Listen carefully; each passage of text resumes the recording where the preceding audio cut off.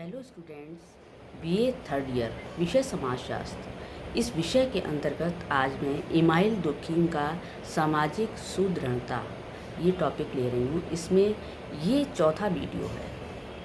इसमें मैं सावयवी एकता के बारे में आपको समझाऊंगी। इससे पूर्व मैंने यांत्रिक एकता के विषय में आपको समझाया था। सावयवी एकता किसे कहते हैं? ये जो एकता होती है वो यांत्रिक एकता के ठीक विपरीत होती है। इसमें क्या होता है कि आधुनिक, जटिल, विकसित और औद्योगिकृत समाजों में ये पाई जाती है। ऐसे समाजों में प्रतिकारी कानून की प्रधानता होती है। प्रतिकारी कानून का क्या मतलब है कि अपराधी को सुधारने के लिए जो कानून बनाया जाता है उसे कहते हैं प्रतिकारी कानून। मतलब कि उसे सज़ा ना दे करके कुछ सुधारने के ऐसे प्रयत्न किए जाएं जिससे कि व्यक्ति को सज़ा भी ना दी जाए और वो सुधरने के रास्ते पर चलने भी लगे। तो सावयवी एकता किसे कहते हैं? ये है कि आदिम समाजों में क्या होता है, दमनकारी कानून पाए जाते हैं जिन्हें सामूहिक मन या चेतना से शक्ति प्राप्त होती है। ऐसे कानून व्यक्ति को समूह के साथ प्रत्यक्ष रूप से जोड़ते हैं। ये क्या है? ये यांत्रिक एकता हुई। किंतु आधुनिक समाजों में श्रम विभाजन और विशेषीकरण पाया जाता है, तो इसके कारण भिन्नताएं अधिक पाई जाती हैं। मतलब एक काम को बांट करके किया जाता है। जब बांट करके किया जाता है तो वो काम जो है वो एक दूसरे के ऊपर निर्भर रह करके पूरा होता है। कोई व्यक्ति किसी काम को करता है तो कोई व्यक्ति दूसरे का। एक ही काम में 4 व्यक्ति लगते हैं तो तब जाके उस कार्य की संपूर्णता होती है। तो इसका मतलब क्या हुआ कि वो एक दूसरे पर निर्भर होकर के तब काम पूरा होता है। इसको कहते हैं सावयवी एकता। अब इस तरीके से हम कह सकते हैं कि यहाँ के लोगों के पारस्परिक संबंधों को ही अधिक महत्व दिया जाता है। विभिन्नता युक्त आधुनिक समाजों में लोगों को अपनी आवश्यकताओं की पूर्ति हेतु एक दूसरे पर निर्भर रहना पड़ता है। श्रम विभाजन और विशेषीकरण की बहुलता के कारण प्रत्येक व्यक्ति केवल एक ही कार्य का विशेषज्ञ होता है और दूसरे कार्यों के लिए उसे समाज के अन्य सदस्यों पर निर्भर रहना पड़ता है। और इस तरीके से समाज के सदस्यों की ये पारस्परिक जो निर्भरता है और विशेषीकरण से उत्पन्न असमानता उन्हें एक दूसरे के पास लाने को बाध्य करती है। समाज में एक विशेष प्रकार की एकता इससे स्थापित होती है और उसी एकता को जो है वो दुर्खीम जो है वो सावयवी एकता कहते हैं। सावयवी एकता का एक उदाहरण अगर व्यक्ति के शरीर से दिया जाए तो बहुत अच्छी तरीके से इसको स्पष्ट किया जा सकता है। शारीरिक एकता का निर्माण हाथ, पाँव, आँख, नाक, कान, मुंह, पेट, सिर विभिन्न अंगों के मिलने से होता है। जैसे शरीर के विभिन्न अंग जब मिलकर के कार्य करते हैं तब कार्य होता है। अगर खाली हाथ हो, हाथ ही कार्य करें तो पूरा काम नहीं होगा।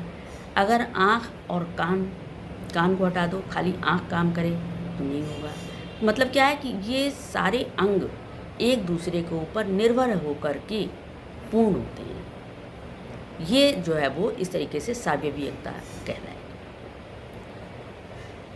इसी तरीके से इसमें सावयवी एकता की विशेषताएं, सावयवी समाज की विशेषताएं क्या होती हैं? विभेदीकरण की जटिल प्रक्रिया।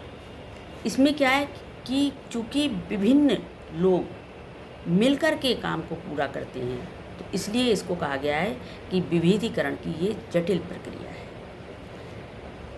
इसी तरीके से समाज में अन्योन्याश्रितता में वृद्धि। मतलब एक दूसरे पर आश्रित रहकर समाज में लोग कार्य करते हैं। इसका भी वही अर्थ हुआ कि एक दूसरे पर निर्भर होकर, मतलब श्रम विभाजन और विशेषीकरण के द्वारा कार्य पूरा होता है। श्रम विभाजन का क्या मतलब है? काम को बांट देना।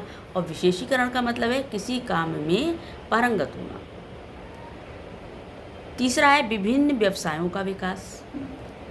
सावयवी समाज में सामाजिक विभेदीकरण के फलस्वरूप विभिन्न प्रकार के व्यवसाय जन्म लेते हैं एवं विकसित होते हैं। ऐसे समाज में जनसंख्या की अधिकता, आवश्यकताओं की बहुलता एवं विविधता के कारण कई नवीन व्यवसाय जन्म लेते हैं। जिससे कि लोगों की आवश्यकताओं की पूर्ति की जा सके। सामूहिक प्रतिनिधान, सावेवी समाज में लोगों के विचारों, संवेगों, अनुबंध, रीति रिवाजों की अभिव्यक्ति सामूहिक प्रतिनिधानों में होती है।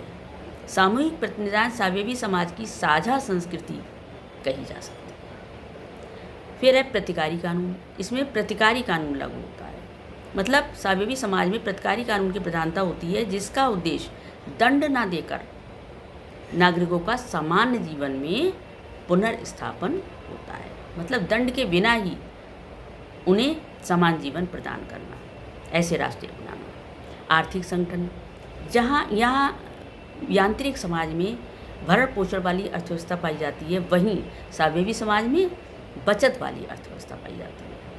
इस समाज में व्यक्तिवाद का महत्व बढ़ने के कारण व्यक्तिगत संपत्ति का महत्व भी बढ़ जाता है। बंद के स्थान पर खुली अर्थव्यवस्था का विकास होता है। वंशानुगत व्यवसाय के स्थान पर व्यक्ति अपनी क्षमता एवं योग्यता के अनुसार व्यवसायों का चयन करता है। और यांत्रिक में क्या था कि वंश की जो चला आ रहा है वही व्यवसाय वो करेंगे, इसमें ऐसा नहीं है। फिर राजनीतिक व्यवस्था, सावेवी समाज में राजनीतिक कार्यों का विशेषीकरण हो जाता है। राज्य के तीनों अंग, व्यवस्थापिका, कार्यपालिका और न्यायपालिका, अलग अलग कार्य करते हैं। शासन वंशानुगत आधार पर न होकर के चुनी हुई सरकार के द्वारा होता है। राजनीतिक व्यवस्था एक औपचारिक स्वरूप ग्रहण कर लेती है। फिर है धार्मिक संगठन। सावेवी समाज में धर्म के क्षेत्र का भी विस्तार होता है। इसमें एकेश्वरवाद एवं बहुदेववाद का संक्रमण हो जाता है। ईश्वर का व्यक्तिकरण एवं निजीकरण हो जाता है। धर्म का सार्वभौमिकरण हो जाता है। जनजातीय भक्तिवाद का ह्रास हो जाता है। स्थानीय धार्मिक विश्वासों का स्थान विश्ववाद तथा अंतर्राष्ट्रीयवाद ले लेता है। फिर है यांत्रिक एवं सावेवी एकता। इन दोनों में अंतर क्या है, ये मैं नेक्स्ट वीडियो में आपको समझाऊंगा। Thank you.